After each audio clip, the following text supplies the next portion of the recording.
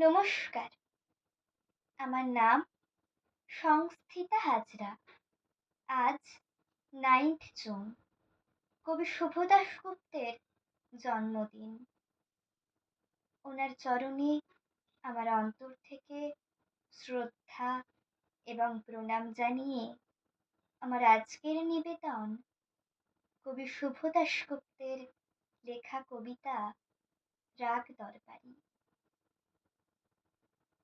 যখন আমি মাঘ মাসের কনকনে শীতে রাত থাকতে উঠে গলা সাধতে বসতাম, তখন আমার বন্ধুরা প্রায় সকলেই ঘুমিয়ে ঘুমিয়ে ভোরের স্বপ্ন দেখত, যা নাকি সত্যি হয়ে ওঠে। আমি তান সরগমের ওঠা পড়ায় বুঁদ হয়ে থাকতাম। তখন স্বপ্ন টপ্ন দেখা হতো না, কেবল দুপুরে টিফিনের সময়ে স্কুলের পাশেই বয়ে যাওয়া একলা নদীটির কাছে গিয়ে দাঁড়াতাম আর বলতাম, একদিন ঠিক তোর মতো আমিও যাব, নানা দেশ, নানা মানুষ আর নানা অচেনার জগতে। দেখিস, একদিন ঠিক যাব। পুজোর সময় বন্ধুরা দল বেঁধে ফুচকা খেত, ডাকলেও আমি সে দলে ভিড়িনি। গলার যত্ন। উঁচু ক্লাসে অনেকের বই খাতার ভাঁজে যখন সিনেমার ছবি, তখন আমার ব্যাকরণ খাতার পেছন মলাটে দরবারির নতুন তান লেখা। আমার গান আমার হাত ধরে নিয়ে যাচ্ছিল অন্য পথে। অনেক দূর থেকে দেখা যাচ্ছিল অন্য আকাশ, অন্য আলো, অন্য রং। কোণে দেখা এক অপূর্ব আলোর বিকেলে আমার বিয়ে হয়ে গেল।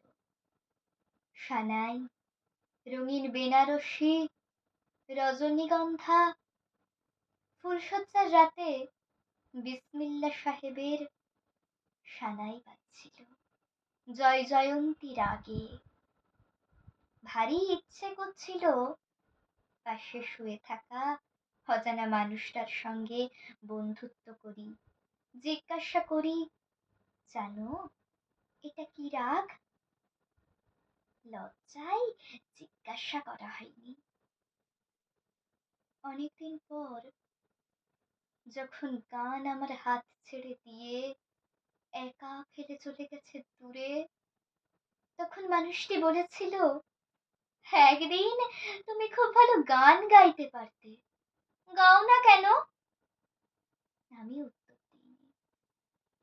বিছানায় ঘুমিয়ে থাকা নিষ্পাপ এক শিশুর মুখের দিকে তাকিয়েছিলাম অপলক। আমাদের মেয়েকে গান শেখাবো বড় হলে, কেমন? আমি চিৎকার করে উঠলাম, না! চিৎকারে ঘুম ভেঙে কাঁদতে লাগলো ছোট্ট মেয়ে। চিৎকারে অবাক হয়ে থমকে রইল আমার স্বামীর চোখ। আমি খুব নিচু স্বরে বললাম, না,